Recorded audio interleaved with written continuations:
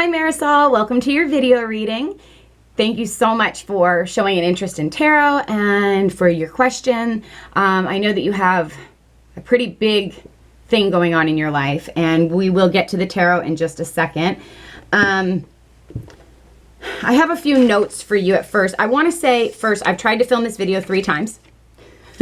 Each time something has happened. My phone has either like the lighting was bad, my phone has died. The camera battery on my other camera, I'm now shooting on my Canon, has died. The battery, I had to charge it. I put a small charge on it, hoping to get your full reading done for you. Maybe sectioned off into 2 sections, let's hope not. I've had to run up and down stairs and do stuff and try to find things. I feel flustered. And so what's funny about that, and the reason I mention it, is because I did a reading about an hour ago, before I started meditating on your energy and shuffling the cards and doing all that. And I was totally fine. Very calm, had everything I needed, nothing went wrong, everything was good. So I feel that possibly you are feeling this in your life. You're feeling a little bit flustered, a little bit anxious, a little bit like you're getting things started and then they're stopping.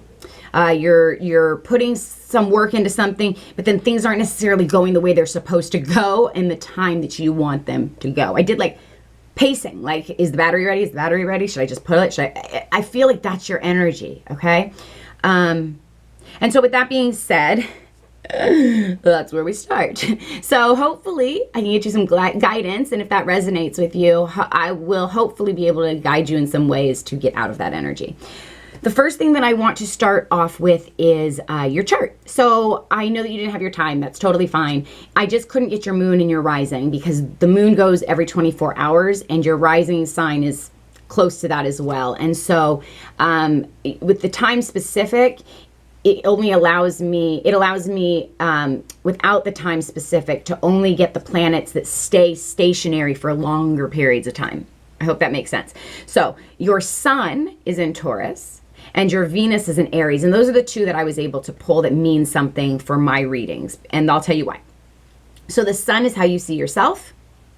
And the Venus sign is how other people see you, how you relate, not how other people see you, how you relate to other people, how you get along with your intimate relationships, in your business partnerships, with your friends, with your family, with your kids, with your husband, whoever it may be, your mom, your dad, your brother, your sister, those kind of relationships, but also business partnerships, like I mentioned, because in astrology in the universe, it considers business partnerships and marriage very much the same, because you have to have equal give and take. And so that's why Venus rules over both of those things. I know a lot of people are like, marriage and business, what? That's something that even when I was learning, I was like, that is strange.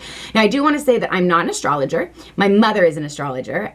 So I grew up with this. So I do know a little bit, but not like she does. So for me, what I like to pull for tarot readings is sun, moon, Venus, and rising. Now we went over your sun is in Taurus, and I will tell you a little bit about that in a minute and what it means.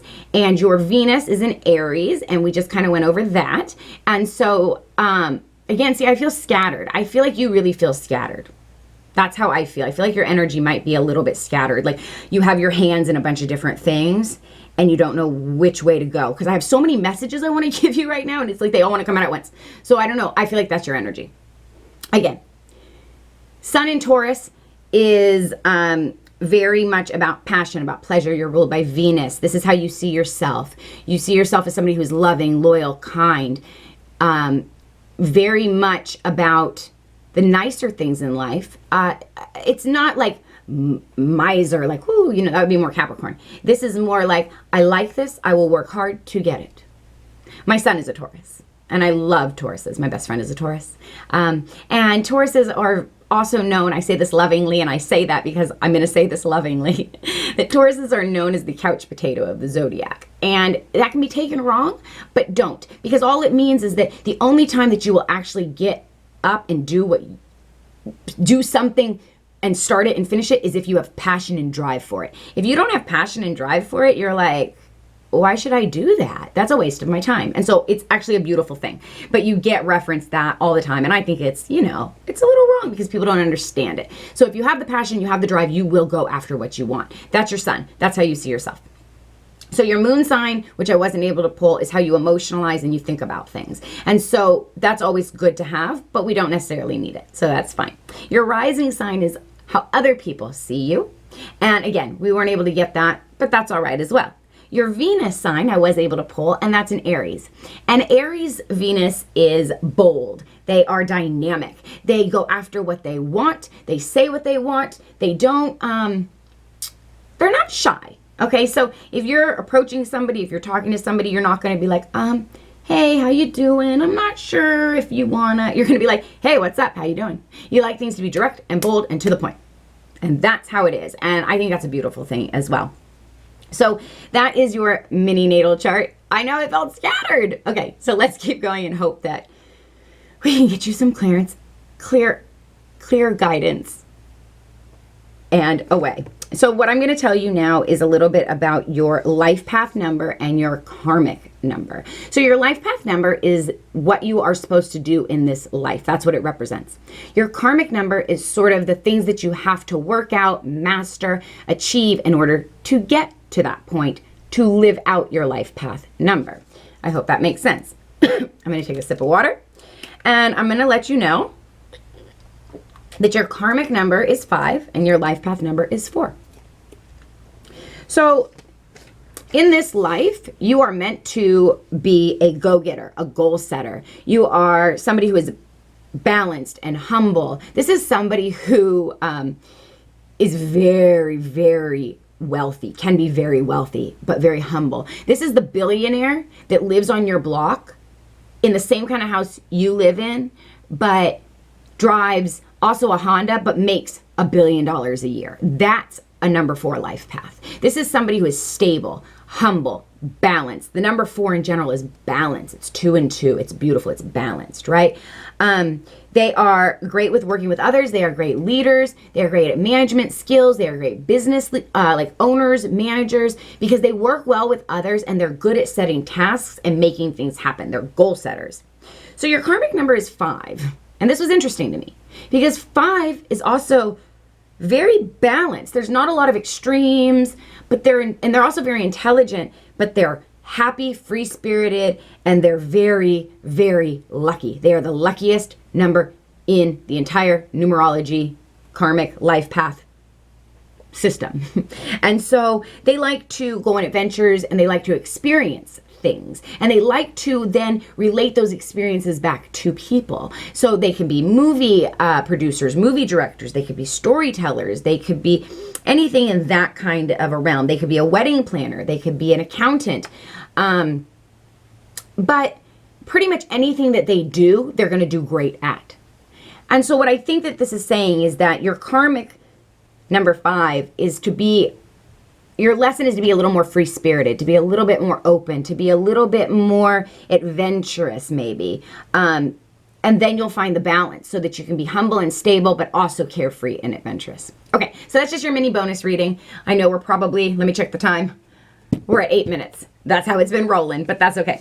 So now I'm going to get into the cards, and I'm going to talk to you a little bit about the energies that we've been going through in the last 6 weeks or so in the solar system. And this might shed a little bit of light to your situation as well.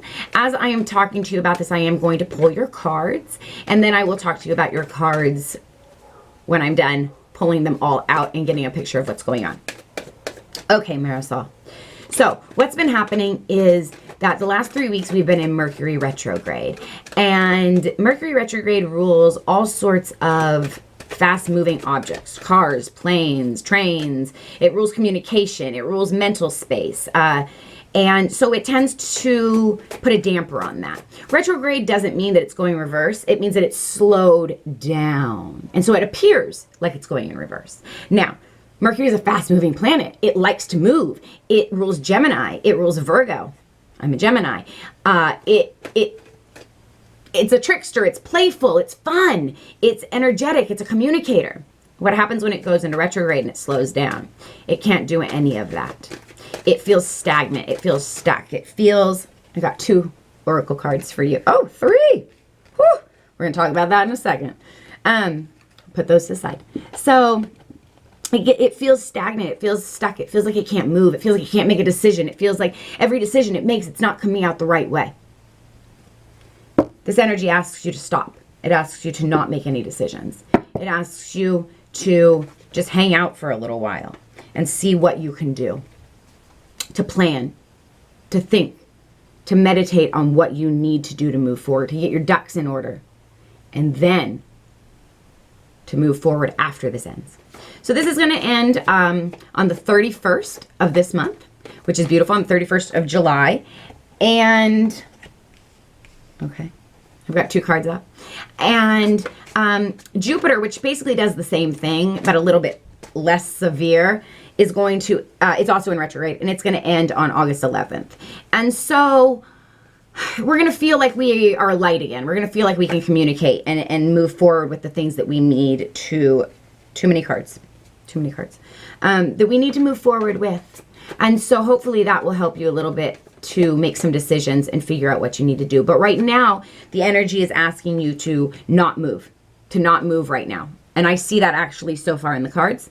But that's what the energy is asking for you to do in the solar system. So the other things that's going on is that we have 5 planets retrograde, which makes everything stuck and stagnant. It brings up people's pasts. It makes us look at things, reevaluate things. This whole year is about us seeing people's true colors so that we can figure out if we want that in our life.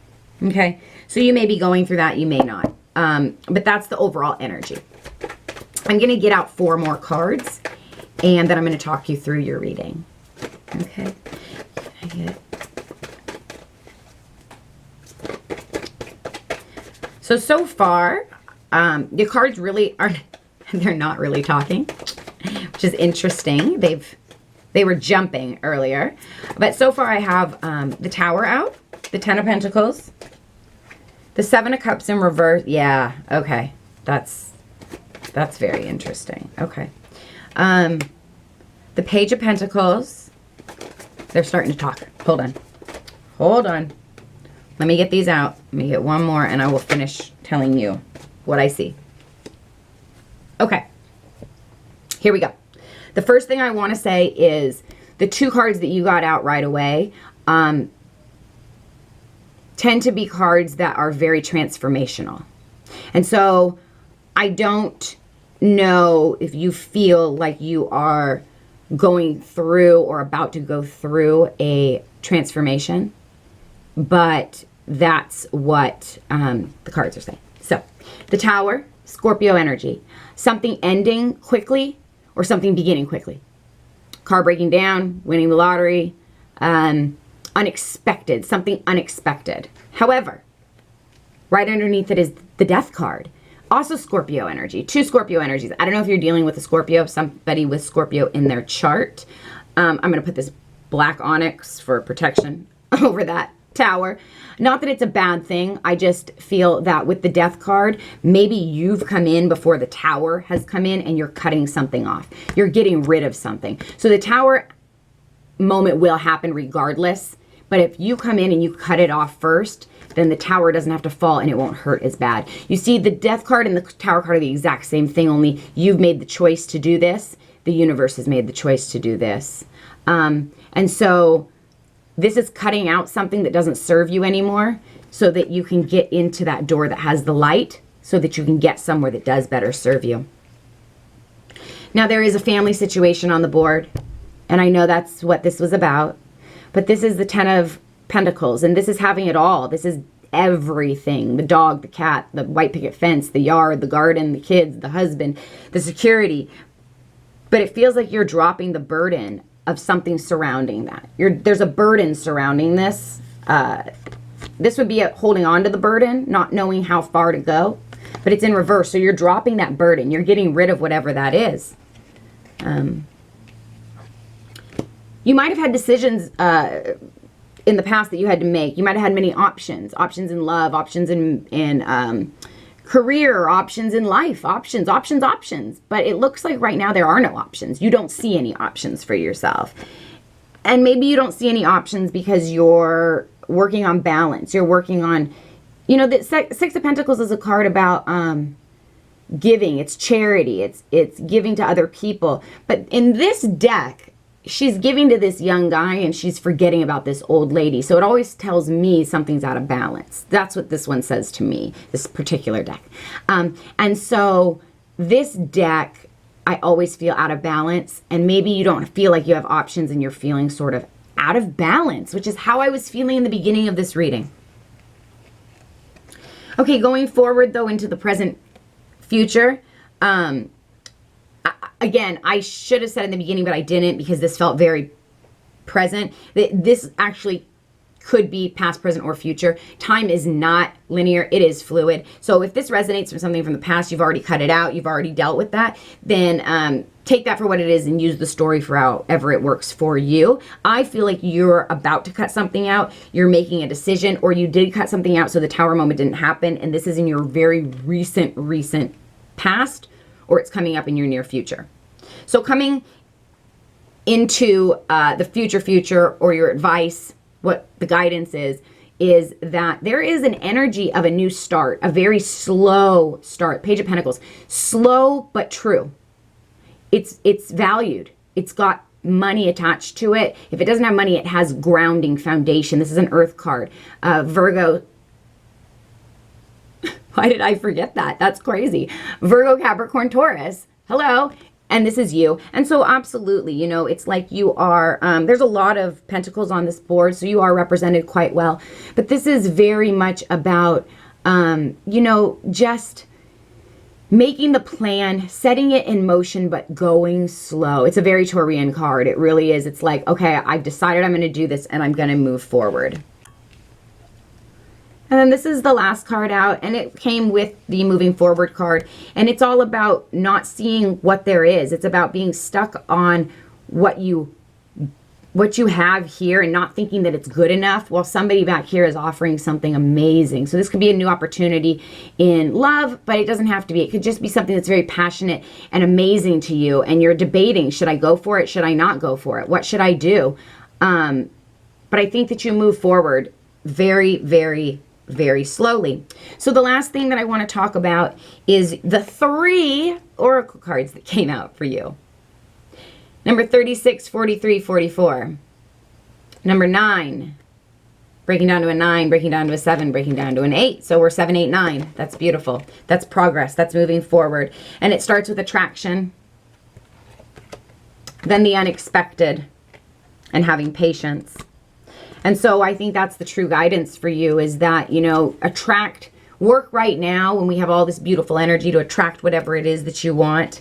Be open to the unexpected, but have patience in the situation. Have patience to let things unfold naturally. Don't jump into a decision, especially now with the way the planets are. Don't jump into anything for the next 6 months. We had 2 eclipses this month. One in Cancer, one in Capricorn, and it was literally opening a portal for things to stop and start very quickly. But the problem is that in 6 months' time, with that energy fades, you may look back and go, uh-oh, I don't know if I wanted that to start or stop. And so don't make any decisions now. Plan. Look and cut things off so that you can go through that new door and plan things appropriately. And don't dwell on the past. Don't dwell on the past.